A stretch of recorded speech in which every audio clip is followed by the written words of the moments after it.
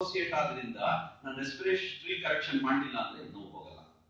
ಏನ್ ನಾನು ಹೇಳ್ತಾ ಇದ್ದೀನಿ ಇಲ್ಲಿ ಅಂದ್ರೆ, ನಾನು ನೋವನ್ನ ನಿವಾರಣೆ ಮಾಡೋದಕ್ಕಿಂತ ನೋವಿನ ಮೂಲನ ಸರಿ ಮಾಡ್ಬಿಟ್ರೆ, ಅಂದ್ರೆ ಹೊಗೆ ಹೋಗ್ಸೋದ್ರ ಬದಲು ಬೆಂಕಿ ಹಾರಿಸ್ಬಿಟ್ರೆ ಆ ಹೊಗೆ ಬರಲ್ಲ ಅಂತ. ಸೊ ಇದು ನಮ್ಮ ಧ್ಯೇಯ. ಇದು ನಮ್ಮ ಫಿಸಿಯೋಥೆರಪಿಸ್ಟ್ ಆಗಿ ಬಯೋಮೆಕ್ಯಾನಿಕ್ಸ್ ಅಲ್ಲಿ ವಿ ಆರ್ ಎಕ್ಸ್ಪರ್ಟ್ಸ್. ಬಯೋಮೆಕ್ಯಾನಿಕ್ಸ್ ಅಂದ್ರೆ ಏನು? ನಮ್ ಕಾರಲ್ಲಿ ಮೆಕ್ಯಾನಿಕ್ಸ್ ಇದೆ, ಎಲ್ಲಾದ್ರಲ್ಲೂ ಮೆಕ್ಯಾನಿಕ್ಸ್ ಇದೆ. ಶರೀರ ಕೀಲ್ಗಳೆಲ್ಲ ಒಂದು ಮೆಕ್ಯಾನಿಕಲ್ ಪಾರ್ಟ್ಸ್. ಬಯೋಮೆಕ್ಯಾನಿಕ್ಸ್ ಅಂದ್ರೆ ಶರೀರಕ್ಕೆ ಅಳವಡಿಸಿರುವಂತ ಒಂದು ಮೆಕ್ಯಾನಿಕ್ಸ್. ಸೊ ಬಯೋಮೆಕ್ಯಾನಿಕ್ ಎಕ್ಸ್ಪರ್ಟ್ಸ್ ನಾವು ಅದನ್ನ ಅಸೆಸ್ ಮಾಡ್ತೀವಿ.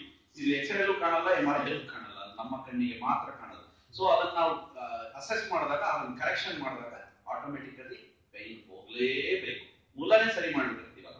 ಸೊ ಅದಕ್ಕೆ ನಾನು ಇವೆಲ್ಲ ಹೇಳ್ತಿರೋದು. ನಾನು ಇವಾಗ ನಿಮ್ಗೆ ಮೂಲ ಕರೆಕ್ಷನ್ ಹೇಳ್ತಾ ಇರೋದು. ನೋವು ಹೋಗಿಸ್ಕೊಳ್ಳಿ ಅನ್ನೋದಕ್ಕೆ ಏನಂತ ಒಂದು ಮಾತ್ರೆ ತಗೊಳ್ಳಿ, ಒಂದು ಜೆಲ್ ಹಚ್ಕೊಳ್ಳಿ, ಬಿಸಿ ಶಾಖ ತಗೊಳ್ಳಿ ಅಂತ ಹೇಳ್ಬಿಡ್ಬೋದು ನೋವು ಹೋಗಿಸ್ಕೊಳ್ಳೋದಕ್ಕೆ. ಆದ್ರೆ ನೋವು ಮೂಲ ಸರಿ ಮಾಡ್ಕೋಬೇಕಂದ್ರೆ ಇವೆಲ್ಲ ಅಳವಡಿಸ್ಕೋಬೇಕು. ಆಯ್ತು. So next frozen shoulder. ಎಲ್ಲರೂ ಕೇಳಿರ್ತೀರಾ ಫ್ರೋಸನ್ ಶೋಲ್ಡರ್. ಎಷ್ಟೊಂದು ಜನಕ್ಕೆ ಶೋಲ್ಡರ್ ಪೈನ್ ಬಂದಿರುತ್ತೆ, ಫ್ರೋಸನ್ ಶೋಲ್ಡರ್ ಆಗಿರುತ್ತೆ, ರೆಸ್ಟ್ರಿಕ್ಷನ್ ಇರುತ್ತೆ, ಬಾಚ್ಕೊಳಕ್ ಆಗ್ತಿಲ್ಲ, ಕೈ ಹಿಂದಕ್ಕೆ ಹೋಗ್ತಿಲ್ಲ, ಅಥವಾ ಮೇಲೆ ಕೆತ್ತಕ್ ಆಗ್ತಿಲ್ಲ, ನೋವು ಬರ್ತಿದೆ, ಬನಿಯನ್ನು ಶರ್ಟ್ ಹಾಕೊಳಕ್ ಆಗ್ತಿಲ್ಲ, ಈ ತರ ಪ್ರಾಬ್ಲಮ್ಗಳು ಇದ್ದೇ ಇರುತ್ತೆ. ಸೊ ಫ್ರೋಸನ್ ಶೋಲ್ಡರ್ ಬರಬಾರ್ದು ಅಂತ ಯಾರ್ಯಾರ ಮನ್ಸಿದೆಯೋ ಅವ್ರೆಲ್ಲಾರು ಏನಿಲ್ಲ, ಗೋವಿಂದನ್ ನೆನ್ಸ್ಕೊಂಡು ಒಂದ್ಸಲ ಮೇಲಕ್ಕೆ ಕೈ ಮೇಲಕ್ಕೆ ಎತ್ತಿ ಸರ್, ಇನ್ನ ಮೇಲೆ ಎತ್ತಿ ಸರ್, ಎಲ್ಬೋ ಸ್ಟ್ರೈಟ್ ಮಾಡಿ, ಇನ್ನ ನೇರ ಮಾಡ್ಕೊಳ್ಳಿ, ಎಲ್ಬೋ ಇಲ್ಲಿ ಗ್ಯಾಪ್ ಇರಬಾರ್ದು, ಬೆರಳು ಕರೆಕ್ಟ್ ಇಲ್ಲ ಸರಿ ಮಾಡಿದೀರಾ. ನಾನು ಅವ್ರಿಗೆ ಎಕ್ಸ್ಪ್ಲೈನ್ ಮಾಡ್ತಿದ್ದೀನಿ. ಗ್ಯಾಪ್ ಇಟ್ಟಿಲ್ಲ, ಅವರು ಬೆರಳು ಚೆನ್ನಾಗಿ ಇಟ್ಟಿದ್ದಾರೆ, ಎಲ್ಬೋ ಸ್ಟ್ರೈಟ್ ಮಾಡಿದ್ದಾರೆ. ಇನ್ನ ಹಿಂದಕ್ಕೆ ತಗೊಳ್ಳಿ ಸರ್, ಇನ್ನ ಹಿಂದಕ್ಕೆ ಮೇಲಕ್ಕೆ ಎಳೆದು ಇಟ್ಕೋಬೇಕು. ಇದನ್ನ ಬೆಳಿಗ್ಗೆ 5 ಸಲ, ಸಾಯಂಕಾಲ 5 ಸಲ ಮಾಡ್ತಾ ಇದ್ರೆ ಫ್ರೋಸನ್, ಬೆಳಿಗ್ಗೆ 5 ಸಲ, ಸಾಯಂಕಾಲ 5 ಸಲ ಬೇಡ, ದಿನಕ್ಕೊಂದ್ಸಲ ಮಾಡಿದ್ರು ಫ್ರೋಸನ್ ಶೋಲ್ಡರ್ ಬರಲ್ಲ. ಅಕಸ್ಮಾತ್ ಫ್ರೋಸನ್ ಶೋಲ್ಡರ್ ಲಕ್ಷಣಗಳೇನಾದ್ರು ಇದ್ರೆ ಫೈನಲ್ 10 ಡಿಗ್ರೀಸ್ ಅಲ್ಲಿ ಗೊತ್ತಾಗ್ಬಿಡುತ್ತೆ. ಯಾಕೆ ಹೋಗ್ತಾ ಇಲ್ಲ, ನಮ್ಗೆ ಗೊತ್ತೇ ಇರಲಿಲ್ಲ ಅಂತ. ಯಾಕೆ ಅಂದ್ರೆ ನಾವು ಎಷ್ಟು ಜನ ಈ ಕೆಲಸ ಮಾಡ್ತೀವಿ? ಏನ್ ಕೆಲಸ ಇದೆ ನಮ್ಗೆ? ಎಲ್ಲಾ ಇದೆ. ಏನಾದ್ರೂ ಮಾಡಿ ತಲೆ ಬಿಡಿ ಸರ್, ತಲೆ ಬಗ್ಸಿ ಕೆಳಗಡೆನೇ ಕೆಲಸ. ನಮ್ಮ ಭುಜದ ಕೆಳಗಿನ ಕೆಲಸನೇ ಜಾಸ್ತಿ. ನಾವು ಇದೆಲ್ಲಿ ಮಾಡ್ತೀವಿ? ನಾವು ಕತ್ತು ಎಷ್ಟು ಸಲ ಮೇಲ್ ನೋಡ್ತೀವಿ, ಎಷ್ಟು ಸಲ ನಮ್ಗೆ ಪ್ರಮೇಯ ಬರುತ್ತೆ? ಬರದೇ ಇಲ್ಲ. ಎಲ್ಲದಕ್ಕೂ ಇಲ್ಲೇ ಎಲ್ಲಾ ಕೆಲಸಗಳನ್ನು ಕೆಳಗಡೆ ನೀಟಾಗಿ ಶುಭ್ರವಾಗಿ ಮಾಡ್ಕೊಂಡ್ಬಿಟ್ಟಿದೀವಿ. ನಮ್ಮ ಬಾಡಿಗೆ ಕಾಂಪನ್ಸೇಷನ್ ಬೇಕು, ಬ್ಯಾಲೆನ್ಸಿಂಗ್ ಬೇಕು. ಆಯ್ತಾ? ಸೊ ಬ್ಯಾಲೆನ್ಸಿಂಗ್ ಏನ್ ಮಾಡ್ತೀವಿ? ಕೆಳಗಡೆ 1 ಅವರ್ ವರ್ಕ್ ಮಾಡಿದ್ರೆ 1 ಮಿನಿಟ್ ಅದ್ರ ಮೇಲೆ ನೋಡ್ಬೇಕು. ಆ ಬ್ಯಾಲೆನ್ಸಿಂಗ್ ಅನ್ನೋದು ತುಂಬಾ ಮುಖ್ಯ. ಆ ಬ್ಯಾಲೆನ್ಸಿಂಗ್ ಗೆ ಒಂದೇ ಒಂದು ತುಂಬಾ ಒಳ್ಳೆ ಸೀಕ್ರೆಟ್ ಇದೆ. ಯಾರ್ಯಾರು ಇವತ್ತು ಸೀಕ್ರೆಟ್ ಇದೆಯೋ ಯಾರಿಗೂ ಹೇಳ್ಬೇಡಿ ಅಂತ ಈ ಸೀಕ್ರೆಟ್ ಹೇಳ್ಕೊಡೋದು. ಉಲ್ಟಾ ಮಗ್ಗಿ ಸರ್, ಉಲ್ಟಾ ಮಗ್ಗಿ ನಿಧಾನ. ಒಂದು ಮೂವಿ ಇತ್ತು, ಯಾರಿಗೂ ಹೇಳ್ಬೇಡಿ, ಎಲ್ಲಾರು ಹೇಳ್ಕೊಂಡ ಜ್ಞಾಪಕ ಬರ್ತದೆ. ಇದು ಈಗ ಈ ತರ ಮಲ್ಕೊಂಡ್ಬಿಡೋದು. ನಾವೆಲ್ಲ ಎಷ್ಟು ಕೆಲಸಗಳು ಮಾಡ್ತಿರ್ತೀವಿ ದಿನ. ಒಂದೊತ್ತು, ಮೋಸ್ಟ್ಲಿ ಸಾಯಂಕಾಲದ ಹೊತ್ತು, ನಾನು ಹೇಳೋದು ಮುಂಚೆ ಅಥವಾ ಖಾಲಿ ಹೊಟ್ಟೆಯಲ್ಲಿ, 2 ಮೊಣಕೈನ ಮೇಲೆ ಸ್ವಲ್ಪ ಇನ್ನು ಮುಂದೆ ಇಡಿ ಸರ್, ಮೊಣಕೈ. ಇಲ್ಲಿ ನಿಮ್ಮ ಮೊಬೈಲ್ ಇಟ್ಕೊಳ್ಳಿ ಸರ್. ನಾವು ಮೊಬೈಲ್ ಯೂಸೇ ಮಾಡ್ತೀವಾ? ಎಲ್ಲಾರು ಮೊಬೈಲ್ ಯೂಸ್ ಮಾಡ್ತೀವಾ?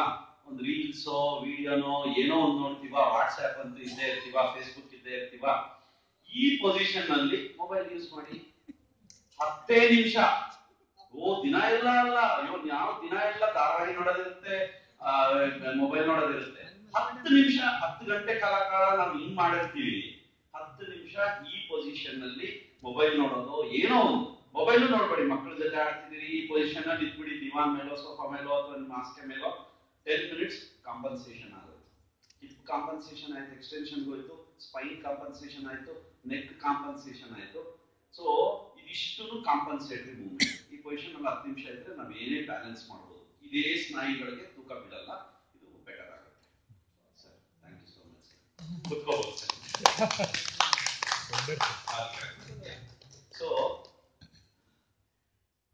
ಸೊ ಅದೊಂದು ಕೋಬ್ರಾ ಪೋಸ್ ಅಲ್ಲಿ ಭುಜಂಗಾಸನ ಮಾಡಿ ಬಿಟ್ಬಿಡೋದಲ್ಲ, ಹಂಗೆ ಇದ್ರೆ ತುಂಬಾ ಒಳ್ಳೇದು. ಸೊ ಇದು ಒಂದಾಯ್ತು. ನಾನು ಈಗ ಕತ್ತಿನ ವಿಚಾರವಾಗಿ ಮಾತಾಡಿದ್ದು. ಕತ್ತಿನ ವಿಚಾರದಲ್ಲಿ ಈ ಕತ್ತಿನ ಅಲೈನ್ಮೆಂಟ್ ಕಾಪಾಡಬೇಕು, ಮತ್ತೆ ಅದನ್ನ ಬ್ಯಾಲೆನ್ಸಿಂಗ್ ಮಾಡಬೇಕು ಅಂದ್ರೆ ಇದನ್ನ ಮಾಡಬೇಕು. ಓಕೆ. ನೆಕ್ಸ್ಟ್ ಮುಖ್ಯವಾಗಿ ತಲೆನೋವು. ಸೊಂಟ ನೋವು ಹೇಗೆ ಎಲ್ಲಾರು ಒಂದ್ಸಲ ಬಂದ್ಬಿಟ್ಟು ಜೀವನದಲ್ಲಿ ನಾನು ಇದೀನಿ ಅಂತ ತೋರಿಸಿ ಹೋಗುತ್ತೆ, ಸೊಂಟ ನೋವು ಏನು ಅಂತ ತೋರಿಸಿ ಹೋಗುತ್ತಲ್ಲ, ತಲೆನೋವು ಕೂಡ ಹಂಗೆ. ನಾನು ಹೇಳ್ತಾ ಇದ್ದೆ ಒಂದು ಕಾನ್ಫರೆನ್ಸ್ ಅಲ್ಲಿ, ನಾನು ಹೆಡೇಕ್ ಎಕ್ಸ್ಪರ್ಟ್. ಸೊ ಹೆಡೇಕ್ ಬಗ್ಗೆ ಸರ್ ಹೇಳಿದಂಗೆ ನ್ಯಾಷನಲ್ ಇಂಟರ್ನ್ಯಾಷನಲ್ ಸಿಂಪೋಸಿಯಂ ಅಲ್ಲೆಲ್ಲ ಟಾಕ್ ಕೊಟ್ಟಿದ್ದೀನಿ. ನನ್ನ ಟಾಕಲ್ಲಿ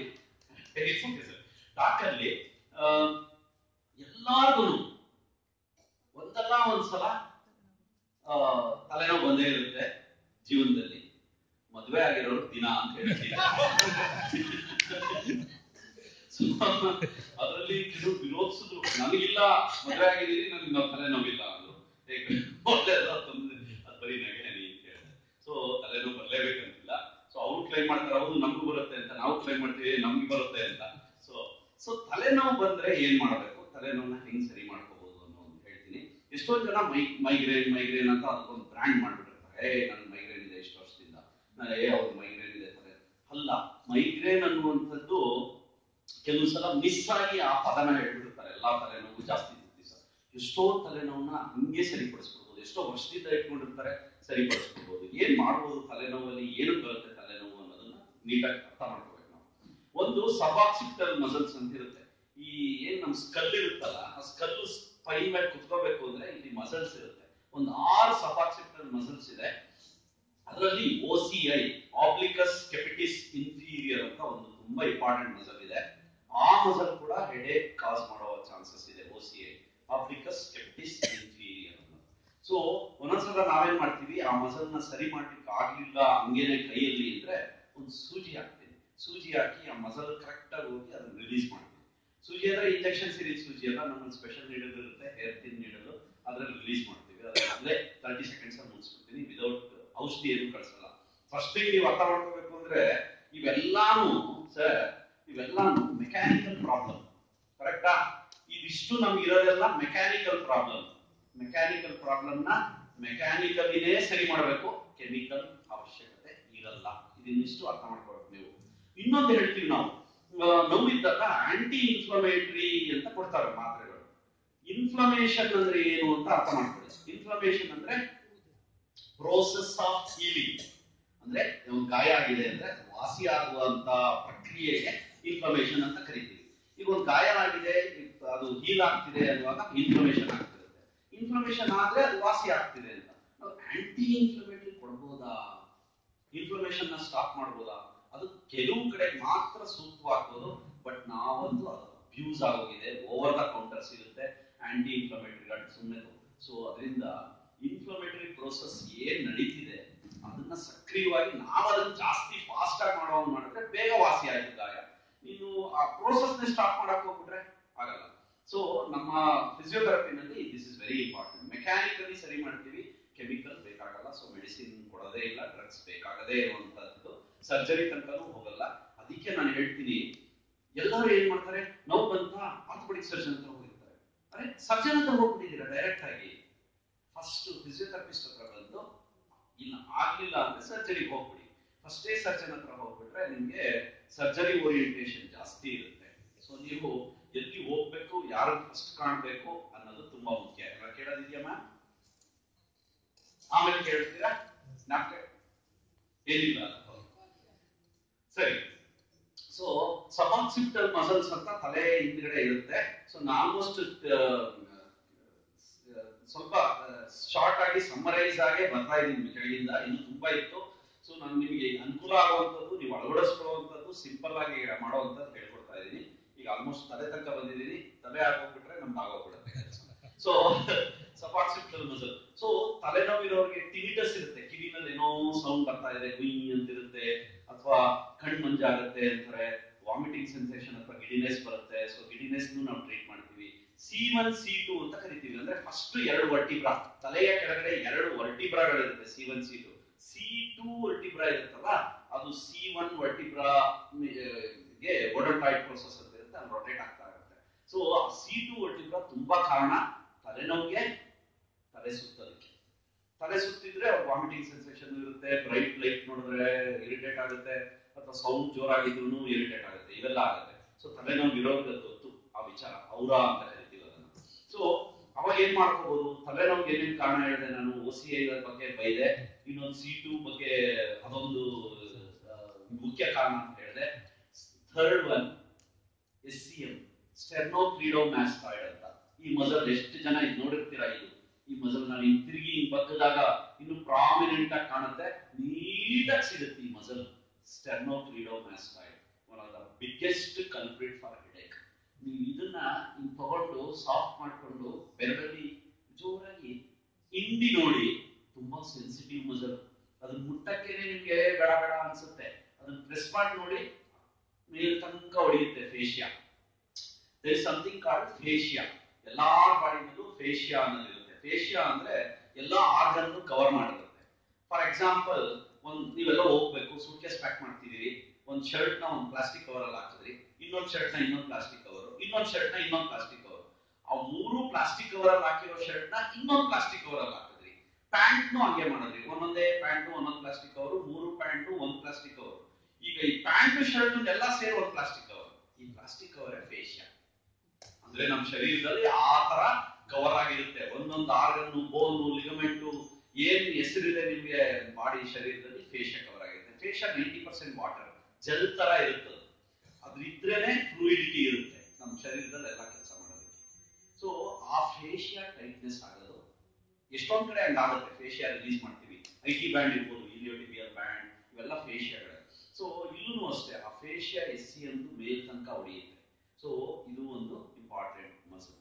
ಅದ್ ಬಿಟ್ಟು ನೆಕ್ಸ್ಟ್ ಇದು ಕೊರುಗೇಟರ್ ಸೂಪರ್ಸಿಲೈ ಅಂತ ಕರಿತೀವಿ. ಹಿಂಗ್ ನೋಡಿ ಉಬ್ಬೇರ್ಸೋದು ಅಂತೀವಲ್ಲ, ಅಥವಾ ಉಬ್ಬೇರ್ಸೋದಕ್ಕೆ ನಾವು ಉಬ್ಬು ಗಂಟು ಮಾಡೋದು. ಉಬ್ಬು ಗಂಟು ಮಾಡಿದಾಗ ಕೊರುಗೇಟರ್ ಸೂಪರ್ಸಿಲೈ. ಕೋಪ ಬಂದಿರುತ್ತೆ ಅಥವಾ ಏನೋ ಆಶ್ಚರ್ಯವಾಗಿ ಏನೋ ಅಬ್ಸರ್ವ್ ಮಾಡ್ತಾ ಇರ್ತೀನಿ, ಅವಾಗ ಉಬ್ಬು ಗಂಟು ಮಾಡ್ತೀನಿ. ಆ ಉಬ್ಬು ಗಂಟು ಮಾಡೋ ಮಸಲ್ನ ಕೊರುಗೇಟರ್ ಸೂಪರ್ಸಿಲೈ ಅಂತ ಕರಿತೀವಿ. That is also one of the important muscle headache. ಒಂದು 314 ಜನ ಮೈಗ್ರೇನ್ ಇರೋರ್ನ ಕರೆದ್ಬಿಟ್ಟು ಅವ್ರದ್ದು ಈ OCI ಕೊರುಗೇಟರ್ ಸೂಪರ್ಸಿಲೈ ಮಸಲ್ನ ಕಟ್ ಮಾಡ್ಬಿಟ್ರು. ಅಮೆರಿಕಾದಲ್ಲಿ ನಡೆದಿದ್ದ ಸ್ಟಡಿ. ಕಟ್ ಮಾಡಿದ್ರೆ ಮೈಗ್ರೇನ್ ಹೋಗ್ಬೇಕು. ಅರೆ, ಸೊ ಇದರಿಂದ ಅದು ಅಷ್ಟು ಹೆಡೇಕ್ ಬರ್ತಾ ಇತ್ತು ಅನ್ನೋದು ಕಾರಣ ಅವ್ರಿಗೆ ಅವಾಗ ನಿರ್ದಿಷ್ಟವಾಯಿತು. ಸೊ ನಾವೇನ್ ಮಾಡ್ತೀವಿ, ಕಟ್ ಮಾಡ್ಬಿಡಲ್ಲ, ಅದ್ರ ಬದಲು ಇಲ್ಲಿರೋ ಪೇನ್ ನ ರಿಲೀಸ್ ಮಾಡೋದಕ್ಕೆ ನೀಡ್ಲಿಂಗು ಅಥವಾ ಮ್ಯಾನ್ಯುಯಲ್ ಥೆರಪಿ ಇವೆಲ್ಲ ಇರುತ್ತೆ, ಅದರಿಂದ ರಿಲೀಸ್ ಮಾಡ್ತೀವಿ. ಸೊ ಕೊರುಗೇಟರ್ ಸೂಪರ್ಸಿಲೈ. ಇನ್ನೊಂದು ವೆರಿ ಇಂಪಾರ್ಟೆಂಟ್, ಇದು ಟೆಂಪರಾಲಿಸ್ ಮಸಲ್. ನಮ್ಮ ಕಿವಿಯ ಮೇಲ್ಗಡೆ ಒಂಚೂರು ಮುಂದಕ್ಕೆ ಬಂದು ಮೇಲ್ಗಡೆ ಪ್ರೆಸ್ ಮಾಡಿ ನೋಡ್ಕೊಂಡ್ರೆ, ಅಲ್ಲಿ ನೋವೇನಾದ್ರೂ ನಿಮಗೆ ಸಿಕ್ಕಿದ್ರೆ ಅದನ್ನ ಲೇಟೆಂಟ್ ಟ್ರಿಗರ್ ಪಾಯಿಂಟ್ ಅಂತ ಕರಿತೀವಿ. ಲೇಟೆಂಟ್ ಟ್ರಿಗರ್ ಪಾಯಿಂಟ್ ಅಂದ್ರೆ ಏನು? ಬೂದಿ ಮುಚ್ಚಿದ ಕೆಂಡ. ಕೆಂಡ ಇನ್ನ ಬಿಸಿ ಇದೆ, ಬೂದಿ ಮುಚ್ಚಿರುತ್ತೆ, ಗೊತ್ತಿರೋಲ್ಲ ನಮ್ಗೆ, ನಾಳೆ ಅದು ಬೆಂಕಿ ಹಾಕೋದು. ಸೊ ಆತರ. ಸೊ ಎಲ್ಲಿ ನೋಡ್ತೀವಿ ಅಂತಂದ್ರೆ, ಕಿವಿ ಮೇಲೆ ಸ್ವಲ್ಪ ಮುಂದೆ ಆ ಭಾಗಕ್ಕೆ ಜೋರಾಗಿ ನೋವುತ್ತಾ ಸರ್? ನೋವಿದೆಯಾ ಸರ್? ಇಲ್ಲಿದೆಯಾ ಸರ್? ಇಲ್ಲ, ಸ್ವಲ್ಪ ಇದೆ. ಇಲ್ಲಿ ಟೆಂಪರಾಲಿಸ್ ಇದೆಯಲ್ಲ, ಇದನ್ನ ನಾವು ಪ್ರೆಸ್ ಮಾಡಿ ನೋಡ್ಕೊಂಡ್ರೆ ನಮಗೆ ಸಿಗೋ ಚಾನ್ಸಸ್ ಇರುತ್ತೆ. ಅಂತ ಅವ್ರಿಗೆ ತಲೆನೋವು ಬರುವ ಅದೊಂದು ಚಿಹ್ನೆ, ಅದು ಬರ್ಬೋದು ಬರುತ್ತೆ. ಸೊ ಆ ಸಿಚುಯೇಷನ್ ಹೋದಾಗ ತಲೆನೋವು ಬರ್ಬೋದು. ತಲೆನೋವು ನಾನಾ ಕಾರಣದಿಂದ ಬರುತ್ತೆ. ಸೊ ಇಷ್ಟು ಸ್ಟ್ರಕ್ಚರ್ಸ್ ಏನ್ ಹೇಳಿದೆ, ಆ ಸ್ಟ್ರಕ್ಚರ್ಸ್ ಮೇಲೆ ನೀವು ಕಂಡಿಟ್ರೆ ಸಾಕು ಸರಿ ಮಾಡ್ಕೊಳ್ಳೋಕೆ. ಇನ್ಸ್ಟಂಟ್ ನೂಡಲ್ಸ್ ಮಾಡ್ತೀವಿ, ಇನ್ಸ್ಟಂಟ್ ತಲೆನೋವನ್ನ ಸರಿ ಮಾಡ್ಕೊಳ್ಳೋದು. ತಲೆನೋವು ಬಂದ್ರೆ ಏನ್ ಮಾಡ್ಬೇಕು? ಸಿಂಪಲ್. ನೀವು ತಲೆನೋವು ಬರ್ತಿರೋ ಲಕ್ಷಣಗಳನ್ನ ತೋರಿಸೋದಲ್ಲ, ಇಲ್ಲಿ ಪ್ರೆಸ್ ಮಾಡಿ ನೋಡಿ, ಇದನ್ನ ಪ್ರೆಸ್ ಮಾಡಿ ನೋಡಿ, ಸಬ್ ಆಕ್ಸಿಪಿಟಲ್ ಲೆವೆಲ್ ಅಲ್ಲಿ ಇದನ್ನ ಪ್ರೆಸ್ ಮಾಡಿ ನೋಡಿ, ಆಯ್ತಾ?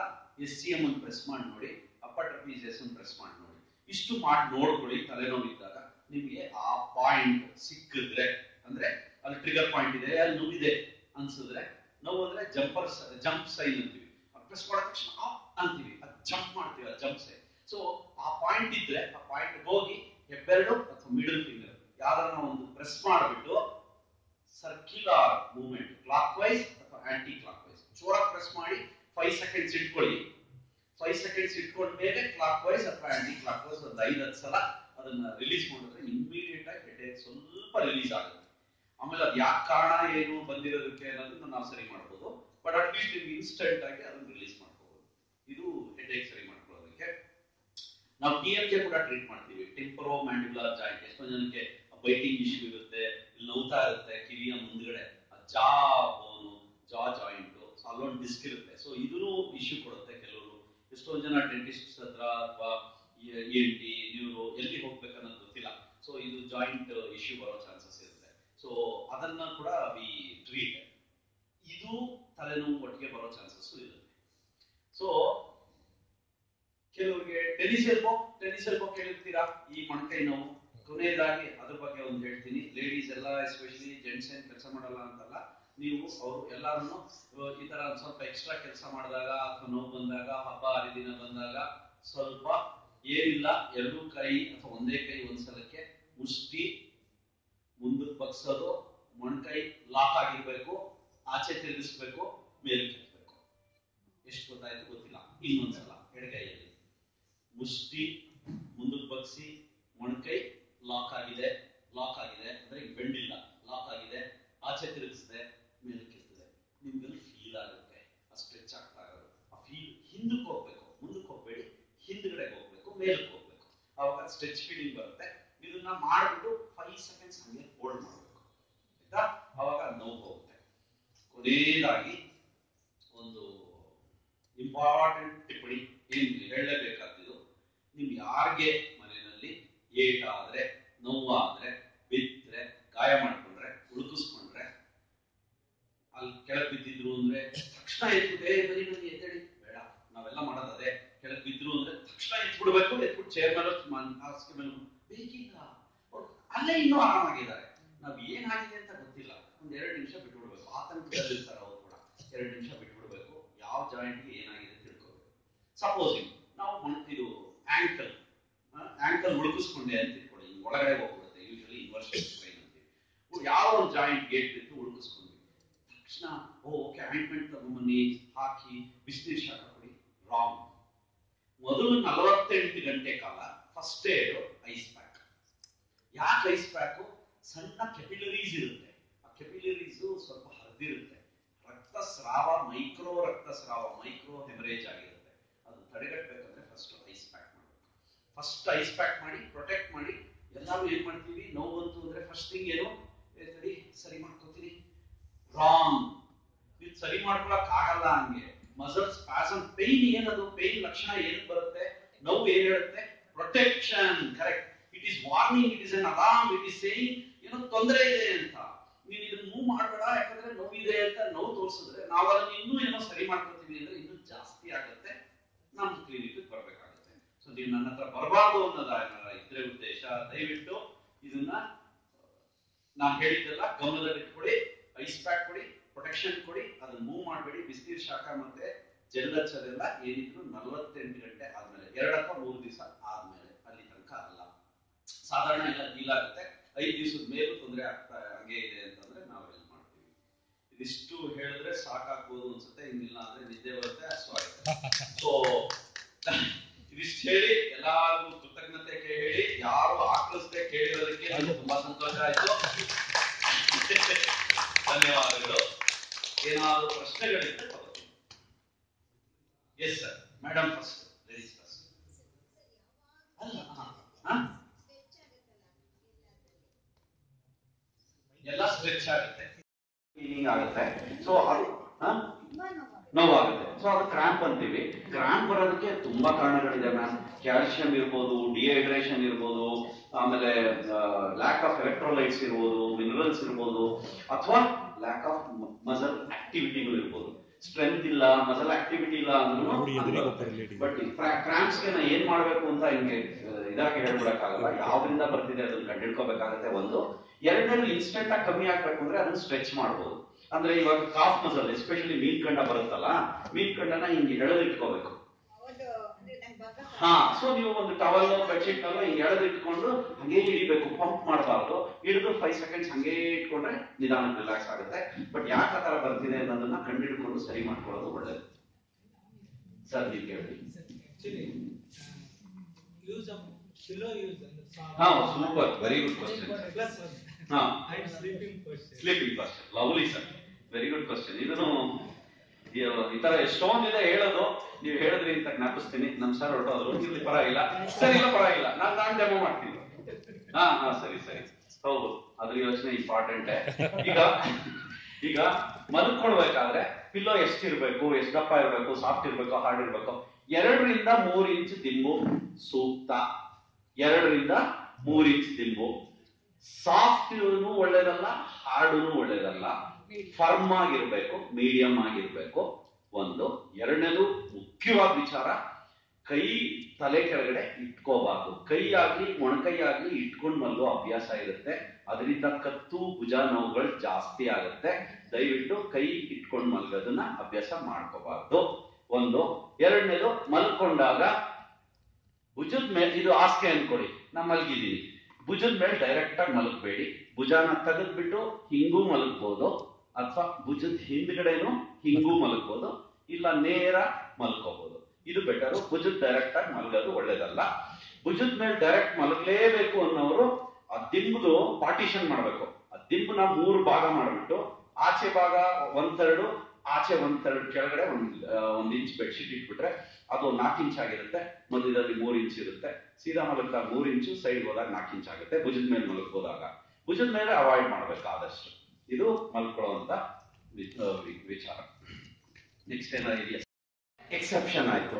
ಸೊ ನಾನು ಇಲ್ಲೆಲ್ಲ ಹೇಳ್ತಾ ಇರೋದು ಒಂದ್ ಸ್ವಲ್ಪ ನಾರ್ಮಲ್ ವ್ಯಕ್ತಿಗಳಿಗೆ ಹೇಳಿದೀನಿ. ಈ ತರ ಎಕ್ಸೆಪ್ಷನ್ ಕೇಸಸ್ ಅಲ್ಲಿ ಇಂಡಿವಿಜುವಲ್ ಆಗಿ ನಾನು ನಿಮ್ಗೆ ಹೇಳ್ಬೇಕಾಗತ್ತೆ. ಸೊ ನಾನು ಹೇಳ್ತಾ ಇರೋದು ನಿಮ್ಗೆ ಆದಷ್ಟು ಅಕ್ಯೂಟ್ ಪೈನು, ತುಂಬಾ ಪೈನ್ ಇಲ್ಲದೆ ಇರೋದು, ಸಾಧಾರಣ ಪೈನ್ ಇರೋರು ಹಿಂಗ್ ಮಾಡ್ಕೋಬಹುದು ಅಂತ ಮೊದಲೇ ವಾಕ್ಯ ಡಿಸ್ಕ್ಲೈಮರ್ ಆಗ್ತಿದೆ. ಸರ್ಜರಿ ಮೂಲಕ ಇದು ಮಾಡಬಹುದಾ ಅಥವಾ ಫಿಸಿಯೋಥೆರಪಿ ಮೂಲಕ? ಫಿಸಿಯೋಥೆರಪಿ ಮೂಲಕ ಮಾಡಬಹುದು. ಫಿಸಿಯೋಥೆರಪಿ ಮೂಲಕ ನಮ್ಗೂ ಒಂದು ಲಿಮಿಟ್ ಅಂತ ಇರುತ್ತೆ, ಎಲ್ಲಿ ತನಕ ನಾನು ಸರಿ ಮಾಡಬಹುದು ಅಂತ. ಸೊ ನಾವು ಎಲ್ಲಾ ಪ್ರಯತ್ನ ನಾವು ಮಾಡಿ ನಾವು ಫೇಲ್ ಆದ್ರೆ ನೆಕ್ಸ್ಟ್ ಸರ್ಜರಿಗೆ ಹೋಗ್ಬೋದು. ಸೊ ಸರ್ಜರಿಗೆ ಹೋಗಕ್ ಮುಂಚೆ ನೀವು ಇಲ್ಲಿ ತನಕ ಭೇಟಿ ಮಾಡಿರೋರೆಲ್ಲಾರು ಸರ್ಜನ್ಸಾ? ಕರೆಕ್ಟ್. ರಾಂಗ್. ಸೊ ಎಲೆಕ್ಟ್ರಿಕಲ್ ವರ್ಕ್ಗೆ ಪ್ಲಂಬರ್ ಮೀಟ್ ಮಾಡಿದೀರಾ? ಸೊ ನೀವೇನ್ ಮಾಡ್ಬೇಕಿತ್ತು? ರೈಟ್ ಪರ್ಸನ್ ಮೀಟ್ ಮಾಡಿಲ್ಲ. ನೀವು ನಮ್ಮನ್ನು ಫಸ್ಟ್ ಮೀಟ್ ಮಾಡಿ, ನಾವು ಚೆಕ್ ಮಾಡ್ತೀವಿ, ಫಸ್ಟ್ ಕನ್ಸರ್ವೇಟಿವ್ ಮ್ಯಾನೇಜ್ಮೆಂಟ್ ಮಾಡ್ತೀವಿ. ಫೇಲ್ ಆಗ್ತಿದೆ ಅಂದ್ರೆ ಸರ್ಜನ್ ಹತ್ರ ನಾವೇ ಕಳಿಸ್ಕೊಡ್ತೀವಿ. ಡೈರೆಕ್ಟ್ ಆಗಿ ಸರ್ಜನ್ ಹತ್ರ ಹೋದ್ರೆ ಸೊ ನಿಮ್ಗೆ ಈ ಸೂಕ್ತ ಸಲಹೆ ಬರಲ್ಲ. ಸರ್ಜರಿ ಇಲ್ಲದೆ ಇರೋದೇ ಹೆಂಗ್ ಮಾಡೋದು ಅನ್ನೋದು ಸೂಕ್ತ ಸಲಹೆ ಬರಲ್ಲ, ಕಷ್ಟ ಆಗುತ್ತೆ. ಸೊ ಮಾಡ್ಬೋದು ಮ್ಯಾಮ್, ಡೆಫಿನೆಟ್ಲಿ. ಡಿಕಂಪ್ರೆಸಿವ್ ಟೆಕ್ನಿಕ್ಸ್ ಅಂತಿದೆ. ಡಿಸ್ಕಂಪ್ರೆಷನ್ ಆಗಿರುತ್ತಲ್ಲ, ಅದು ನರ ಒತ್ತಿರುತ್ತೆ. ಸೊ ಡಿಕಂಪ್ರೆಸಿವ್ ಟೆಕ್ನಿಕ್ಸ್, ಸಪೋರ್ಟಿವ್ ಟೆಕ್ನಿಕ್ಸ್, ಅದು ಹೆಂಗೆ ಆ ಡಿಸ್ಕ್ ನ ಒಳಕ್ಕೆ ರಿಸಾಲ್ವ್ ಮಾಡೋಂಗೆ ವ್ಯಾಕ್ಯೂಮಿಂಗ್ ಮಾಡೋದು, ಅವೆಲ್ಲ ಟೆಕ್ನಿಕ್ಸ್ ಇದೆ ನಮ್ಮಲ್ಲಿ. ಮ್ಯಾನ್ಯುವಲ್ ಥೆರಪಿ ಇದೆ, ಎಕ್ಸರ್ಸೈಸ್ ಇದೆ, ಕೆಲವು ಟೆಕ್ನಿಕ್ಸ್ ಇದಾವೆ, ಅವೆಲ್ಲ ಮಾಡ್ತೀವಿ. ಮಾಡ್ಲಿ ಆಗ್ಲೇ ಇಲ್ಲ, ಅದಷ್ಟು ದೊಡ್ಡ ಡಿಸ್ಕು ಜೋರಾಗಿದೆ, ಆಗ್ತಾ ಇಲ್ಲ ಅಂದ್ರೆ ಅದಕ್ಕೊಂದು ವೇಟಿಂಗ್ ಪೀರಿಯಡ್ ಇರುತ್ತೆ, 2 to 2.5 months. ಅಷ್ಟರೊಳಗೆ ನಾವು ಇದನ್ನ ಮಾಡ್ಕೋತೀವಿ. 2 to 2.5 months ಆದ್ಮೇಲೆ ಪೇಷಂಟ್ಗೂ ತಾಳ್ಮೆ ಇರಲ್ಲ, ನೋವು ತಡ್ಕೊಳ್ಳುವ ಶಕ್ತಿ ಎಲ್ಲಾರ್ಗೂ ಇರಲ್ಲ.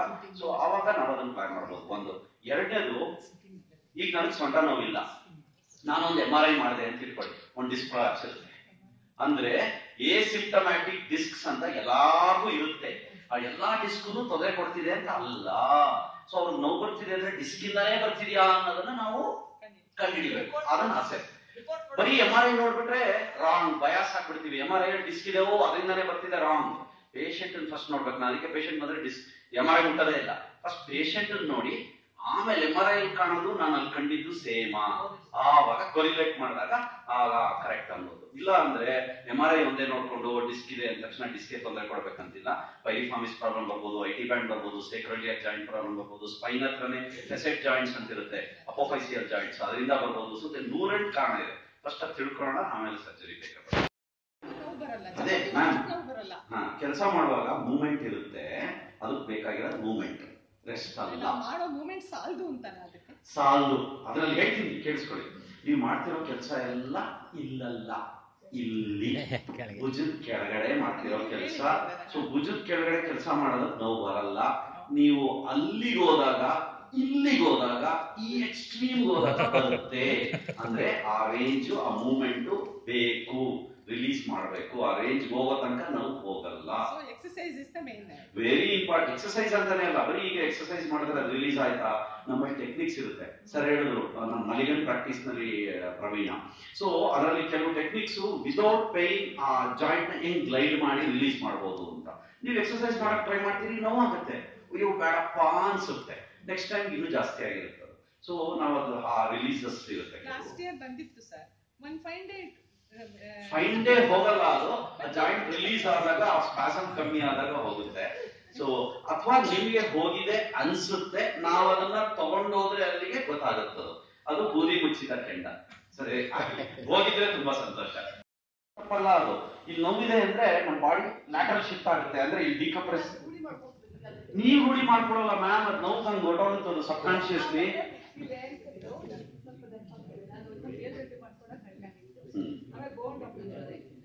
ಮ್ಯಾಮ್ ಲೋಡಿಂಗ್ ನಾನು ಹೇಳಿದ್ದನ್ನ ಕರೆಕ್ಷನ್ ಮಾಡ್ಕೊಳ್ಳಿ. ನೀವು ನಿಂತ್ಕೊಳ್ಳೋದು ಎಕ್ಸ್ರೇ ಕಾಣಲ್ಲ ಮ್ಯಾಮ್, ಅದು ಮ್ಯಾಮ್ ನೀವು ಲೋಡಿಂಗ್ ಕರೆಕ್ಷನ್ ಮಾಡ್ಕೊಳ್ಳಿ. ನೀವು ನಿಂತ್ಕೊಳ್ಳೋ ಇದು ಮ್ಯಾಮ್ ಅಲ್ಲಿ ತನಕ ಹೋಗಿ ಬನ್ನಿ, ಇಲ್ಲಿ ಹಿಂಗ್ ಹೋಗಿ ಬನ್ನಿ ಮ್ಯಾಮ್, ಯಾರಿಗೂ ಕಾಣಲ್ಲ, ಎಲ್ಲ ಕಣ್ಮುಚ್ಕೊಳ್ಳಿ. ಬನ್ನಿ ಮ್ಯಾಮ್, ನೋಡಿ ಮ್ಯಾಮ್ ನಿಮ್ ಕಾಲಿಗೆ ಆಚೆ ಹೋಗ್ತಾ ಇರೋದು, ಒಳಗೆ ಲೌಡ್ ಆಗ್ತಾ ಇರೋದು ನೋಡಿ ಮ್ಯಾಮ್, ಅದನ್ನ ಕರೆಕ್ಷನ್ ಮಾಡ್ಕೊಳ್ಳಿ. ನಾನು ಫಸ್ಟ್ ಹೇಳಿದ್ದು ನಾವು ಹೋಗ್ಲಿಲ್ಲ ಅಂದ್ರೆ ನಾನು ಇದೀನಿ ಹೊಣೆ. ಮ್ಯಾಮ್ ಫಸ್ಟ್ ಇದು ಮಾಡಿ ಮ್ಯಾಮ್, ನನ್ನ ಹತ್ರ ಬರಕ್ ಮುಂಚೆ ಕಾಲ್ ಒಳಗ್ ತಿರುಗಿಸಿ ತೂಕ ಆಚೆ ಬಿಡಿ, ಕಾಲ್ ಬೆರಳ ಮೇಲೆ ಸ್ವಲ್ಪ ತೂಕ ಜಾಸ್ತಿ ಇರ್ಲಿ. ಇದನ್ನ ಅಳವಡಿಸ್ಕೊಂಡು ಒಂದ್ 3 ವಾರ ಮಾಡಿ. ಹೋಗ್ಲಿಲ್ಲ ಅಂದ್ರೆ ನನ್ನ ಕಾಣಿ, ಈಗ್ಲೇ ಬೇಡ, ಅರ್ಜೆಂಟ್ ಮಾಡ್ಬೇಡಿ. MRI ಮಾಡಕ್ ಮುಂಚೆ ಇದು ಮಾಡಿ ಮ್ಯಾಮ್, ಕೂತ್ಕೊಡಿ ಮ್ಯಾಮ್.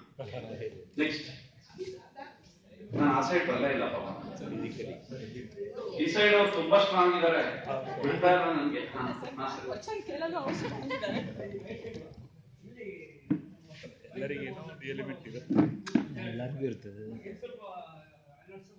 ರಿಲೀಸ್ ಆಗುತ್ತೆ, ಅದನ್ನ ಸ್ಟ್ರೆಚಿಂಗ್ ಮಾಡಿ ರಿಲೀಸ್ ಮಾಡ್ಕೊಂಡ್ರೆ ಸರಿ ಹೋಗುತ್ತೆ ಸರ್. ಯಾವ ಮಸಲ್ ಅಂತ, ಯಾವ ಮಾಂಸಖಂಡ ಅಂತ ಫಸ್ಟ್ ತಿಳ್ಕೊಂಡು ಅದನ್ನ ನಾನು ರಿಲೀಸ್ ಮಾಡ್ಬೇಕು. ಈಗ ನಾನು ಇಂಡಿವಿಜುವಲಿ ನೋಡ್ಬೇಕಾಗುತ್ತೆ ಸರ್. ನಾನು ಒಂದೇ ಸಿಟಿಂಗ್ ಅಲ್ಲಿ ಮಾಡ್ಕೊಡ್ತೀನಿ ಸರ್, 1 ಸೆಟ್ಟಿಂಗ್ 2 ಸೆಟ್ಟಿಂಗ್ ಅಲ್ಲಿ ಎನಿ ಪೈನ್ ಸರಿ ಮಾಡ್ಕೊಡ್ತೀನಿ ಸರ್. ಈಗ ಎಲ್ಲಾ ಪೇನ್ಗಳು ಜಾಸ್ತಿ ಬರ್ತಾ ಇರೋದೆಲ್ಲ ರಾಂಗ್ ಪೋಸ್ಚರ್ ಇಂದ. ರಾಂಗ್ ಪೋಸ್ಚರ್ ಅಂತಾನೆ ಹೇಳಕ್ಕಾಗಲ್ಲ. ಎಷ್ಟೊಂದ್ ಜನ ನೀವು ನೋಡಿ ಹಿಂಗೆ ಇರ್ತಾರೆ ಅಥವಾ ಹಿಂಗೆ ಇರ್ತಾರೆ, ಜೀವನ ಪೂರ್ತಿ ಹಾಗೆ ಇರ್ತಾರೆ, ನೋವಿರಲ್ಲ. ಸೊ ಪಾಸ್ಚರ್ ಇಂದ ಒಂದು ಸರಿ, ಕೆಲವು ಸಲ ಪಾಸ್ಚರ್ ಇಂದನೂ ಎಷ್ಟೋ ಜನಕ್ಕೆ ಕಾಲೇ ಇರಲ್ಲ ಅಥವಾ ಪೋಲಿಯೋ ಆಗಿರುತ್ತೆ, ಹಿಂಗೆ ನಡೀತಿರ್ತಾರೆ, ಆರಾಮಾಗೆ ಇರ್ತಾರೆ 40 ವರ್ಷ ನಡೆದ್ರು. ಹಿಂಗೆ ಸೊ ಅದು ಅಡಾಪ್ಟ್ ಆಗ್ಬಿಡುತ್ತೆ, ಬಾಡಿ ಎಲ್ಲ ಅಡಾಪ್ಟ್ ಆಗ್ಬಿಡುತ್ತೆ. ಸೊ ನಾವು ನಾರ್ಮಲ್ ಆಗಿರೋರು ಆ ಅಡಾಪ್ಟೇಷನ್ ಹೋಗ್ಬಾರ್ದು, ಈ ನೋವುಗಳು ಬಂದ್ರೆ ತಡೆಗಟ್ಬೋದು ಅಂತ. ವಯಸ್ಸಾದಂತೆಲ್ಲ ಜಾಸ್ತಿ ನಡೆದ್ರೆ ನೀ ಕ್ಯಾಪ್ ಪೇನ್ ಬರ್ತದೆ, ನಡಿಬಾರ್ದು. ರಾಂಗ್, ಅದೇ ಮಿತ್ ಸರ್. ನೀವು ಎಷ್ಟು ನಡಿತೀರಿ ಸರ್, ಇದರಲ್ಲಿ 3 ತರ ಇರುತ್ತೆ ಸರ್. ಒಂದು ಔಟರ್ ರೇಂಜು, ಒಂದು ಮಿಡ್ ರೇಂಜು, ಒಂದು ಇನ್ನರ್ ರೇಂಜು. ನಾನು ನಡೀತಾ ಇರೋದು ನೋಡಿ, ಇದು ಔಟರ್ ರೇಂಜ್ ಆಫ್ ದ ನೀ, ಅಂದ್ರೆ ಹೊರಗಡೆ ರೇಂಜ್. ನಾನು ಮೆಟ್ಲ ತಿಳಿತಾ ಇದ್ದೀನಿ ಅಂತ ಇಟ್ಕೊಳ್ಳಿ, ಇದು ಮಿಡ್ ರೇಂಜ್, ಮಧ್ಯದ ಇದು. ನಾನು ಕುಕ್ಕರ್ಗಾಲಲ್ಲಿ ಅಥವಾ ಇದರಲ್ಲಿ ಚಕಪಕ್ಕಲ್ಲಿ ಹಾಕೊಂಡು ಕೂತಾ ಇದ್ರೆ ಇನ್ನರ್ ರೇಂಜ್.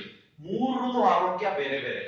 ನಾವು ಚಕಪಕ್ಕಲ್ಲಿ ಹಾಕೊಂಡು ಕೂತ್ಕೊಳ್ಳಿ ಅಂದಿದ್ದು ಅದಕ್ಕೇನೆ. ಇನ್ನರ್ ರೇಂಜ್ ಆರೋಗ್ಯ ಕಾಪಾಡ್ಕೋಬೇಕು ಅಂದ್ರೆ ಬರೀ ವಾಕಿಂಗ್ ಅಲ್ಲಿ ಬರಲ್ಲ. ಸೊ ವಾಕಿಂಗ್ ಮಾಡಿದ್ರೆ ಮೂಳೆ ಸೌತ್ ಬಿಡುತ್ತೆ ಅಥವಾ ಇಲ್ಲ, ನೀವು ಇನ್ನು ಸುಮ್ಮನೆ ಕೂತಿದ್ರೆ ಬೇಗ ಸವಿಯುತ್ತೆ. ಯಾಕೆ ಅಂದ್ರೆ ಮಸಲ್ ವೀಕ್ ಆಗುತ್ತೆ, ಸ್ಟೆಬಿಲಿಟಿ ಇರಲ್ಲ, ಜಾಯಿಂಟ್ ಒಂದಕ್ಕೊಂದು ಉಜ್ಜಕ್ ಶುರು ಆಗುತ್ತೆ, ಮೈಕ್ರೋ ಫ್ರಿಕ್ಷನ್ ಇರುತ್ತೆ. ಸೊ ಸ್ಟೆಬಿಲಿಟಿ ಇದ್ರೆ, ಸ್ಟ್ರೆಂತ್ ಇದ್ರೆ ಫ್ರಿಕ್ಷನ್ ಕಮ್ಮಿ ಆಗುತ್ತೆ, ಆರ್ಥರೈಟಿಸ್ ಪ್ರೋಗ್ರೆಷನ್ ಸ್ಲೋ ಆಗುತ್ತೆ. 30 to 40 ಮಿನಿಟ್ಸ್ ಸರ್, 1 ಅವರ್ ತನಕ ಮಾಡಬಹುದು ಆಕ್ಟಿವ್ ಆಗಿ ಚೆನ್ನಾಗಿದ್ರೆ. ಅದರಲ್ಲಿ ಒಂದೇ ಒಂದು ನಾನು ಆಡ್ ಮಾಡ್ತೀನಿ. ಥ್ಯಾಂಕ್ ಯು ಸರ್ ಅದನ್ನ ಹೇಳಿದಕ್ಕೆ. ನೀವೆಲ್ಲ ಇಷ್ಟೊತ್ತರ ನಡೀರಿ, ಒಂದು 30-40 ಮಿನಿಟ್ಸ್ 1 ಅವರ್ ನಡೆದ್ರೆ ತುಂಬಾ ಒಳ್ಳೇದು. ನಡೆದ ಮೇಲೆ ಒಂದು 5 ಮಿನಿಟ್ಸ್ ಬ್ಯಾಕ್ ವಾಕ್ ಮಾಡಿ. ಎಷ್ಟು ಜನ ನಾವು ಬ್ಯಾಕ್ ವಾಕ್ ಮಾಡ್ತೀವಿ? ನಮ್ಗೆಲ್ಲ ಒಂದೇ ಏನಂದ್ರೆ ಒಂದೇ ಓರಿಯಂಟೇಷನ್ ಅಲ್ಲಿ ನಡೆದಿರ್ತೀವಿ.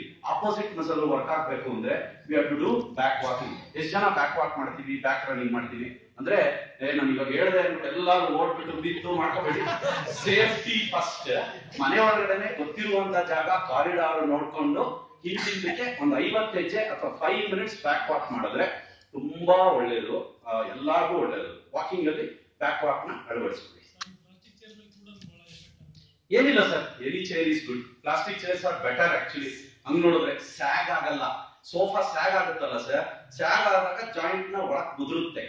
ಸೊ ಲೋಡಿಂಗ್ ಬೇರೆ ಆಗ್ಬಿಡುತ್ತೆ. ಇದರಲ್ಲಿ ನಮ್ಮ ಮಸಲ್ಸ್, ನಮ್ಮ ಜಾಯಿಂಟ್ ಅಲೈನ್ಮೆಂಟ್ ಪ್ರಾಪರ್ ಆಗಿರುತ್ತೆ. Plastic chair better. ಅದಕ್ಕೆ KPTC ಅವರು ಪ್ಲಾಸ್ಟಿಕ್ ಚೇರ್ ರಕ್ತದೊತ್ತಡ ಮತ್ತು ಡಯಾಬಿಟಿಸ್ ಬಗ್ಗೆ ಅಲ್ಲ, ರಕ್ತದೊತ್ತಡ ಡಯಾಬಿಟಿಸ್ ಬಗ್ಗೆನೂ ನಾನು ಮಾತಾಡ್ಬೋದು. ಡಯಾಬಿಟಿಸ್ಗೂ ಫಿಸಿಯೋಥೆರಪಿ ತುಂಬಾ ಇಂಪಾರ್ಟೆಂಟ್. ನ್ಯೂರೋಪತಿಗಳಾಗ್ತವೆ, ಸೊ ಅದಕ್ಕೂ ಹೇಳ್ತೀವಿ. ಬಟ್ ಐ ಥಿಂಕ್ ಇವತ್ತು ನಾನು ಮಾತಾಡಿರೋ ಟಾಪಿಕ್ಗೆ ಅನುಗುಣವಾಗಿ ಮಾತಾಡ್ಕೊಂತೀನಿ ಪ್ರಶ್ನೆ, ಅದನ್ನ ಇನ್ನೊಂದ್ಸಲ ಮಾತಾಡಿ. ಇನ್ನೊಂದು ಪ್ಯಾರಾಲಿಸಿಸ್ ಆಗಿದ್ರೆ ಅದೇ ಸ್ಟ್ರೋಕ್ ಅಂತ ಹೇಳ್ತೀವಿ. ಸೊ ಅದಕ್ಕೂ ಫಿಸಿಯೋಥೆರಪಿ ತುಂಬಾ ಮುಖ್ಯ.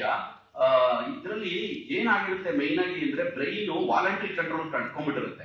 ಈಗ ನಾನು ಕೈ ಎತ್ತಬೇಕು ಅಂತಂದ್ರೆ ನಾನು ಜ್ಞಾಪಿಸ್ಕೋಬೇಕಾ ಕೈ ಎತ್ತಬೇಕು ಅಂತ, ಬ್ರೈನ್ ಹೇಳುತ್ತೆ.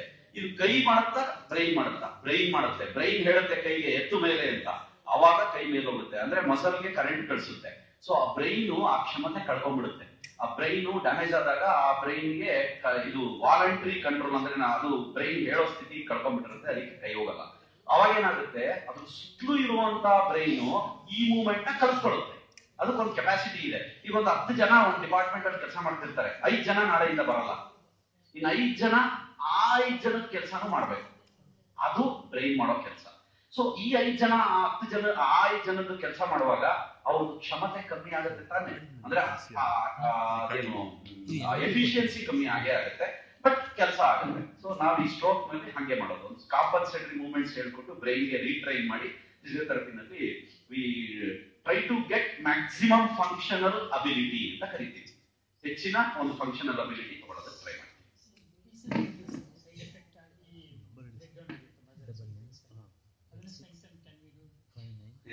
ಸೊ ಮೆಡಿಸಿನ್ ತಗೊಂಡು ಬ್ರೇಕ್ ಡೌನ್ ಮಸಲ್ ಹಾಳಾಗೋದು ಅಂತ ಹೇಳಿ ಇರಲ್ಲ. ಮೆಡಿಸಿನ್ ಮಸಲ್ ನ ಹಾಳು ಮಾಡಲ್ಲ, ಬಟ್ ಕೀಮೋಥೆರಪಿ ತಗೊಂಡ್ರೆ ಅದು ಸೈಡ್ ಎಫೆಕ್ಟ್ಸ್ ಇಂದ ಏನಾದ್ರೂ ನಿಮ್ಗೆ ವೀಕ್ನೆಸ್ ಆಗಿದ್ರೆ ಎನಿ ಟೈಮ್ ಸ್ಟ್ರೆಂತ್ ಟ್ರೈನಿಂಗ್ ತುಂಬಾ ಒಳ್ಳೆಯದು. ಸ್ಟ್ರೆಂತ್ ಟ್ರೈನಿಂಗ್ ಅಂದ್ರೆ ಶಕ್ತಿ ಬರುವಂತಹ ವ್ಯಾಯಾಮಗಳು ಮಾಡಿದ್ರೆ ಡೆಫಿನೆಟ್ ಆಗಿ ಸರಿ ಹೋಗುತ್ತೆ. ಹೋದ್ರೂ ಸರಿ ಮಾಡಬಹುದು, ಅದಕ್ಕೊಂದು ಪ್ರಕ್ರಿಯೆ ಇದೆ, ಅದಕ್ಕೊಂದು ಸ್ಲೋ ಆಗಿ ಹೋಗ್ಬೇಕು, ಅವ್ರ ಕೆಪಾಸಿಟಿ ನೋಡ್ಕೊಂಡು ಮಾಡ್ಬೋದು, ಏನ್ ತೊಂದರೆ ಇಲ್ಲ ಸರ್, ಮಾಡ್ಬೋದು. ಆಯ್ತಾ? ಲಾಸ್ಟ್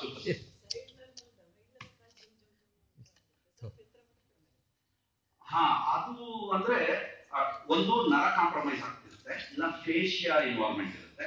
ಸೊ ಅದನ್ನ ರಿಲೀಸ್ ಮಾಡಿದ್ರೆ ಸರಿ ಹೋಗುತ್ತೆ. ಸೊ ನೀವು ಹಂಗೆ ಮಾಡ್ಕೊಂಡು ಬರ್ತಾ ಇದ್ರೆ ಅದನ್ನ ಪ್ಯಾಂಪರ್ ಮಾಡ್ತಾ ಇದ್ದೀರಾ ಅಂತ ಅಂದ್ರೆ, ನೀನ್ ಹಂಗೆ ಇರು, ನಾನು ಹಂಗೆ ನಿನ್ನ ನೋಡ್ಕೋತೀನಿ, ಆಯ್ತು, ಯಾಕೆ ಬರ್ತಿದೆ ಅಂತ ಅದನ್ನ ಸರಿ ಮಾಡ್ಕೋಬೇಕು.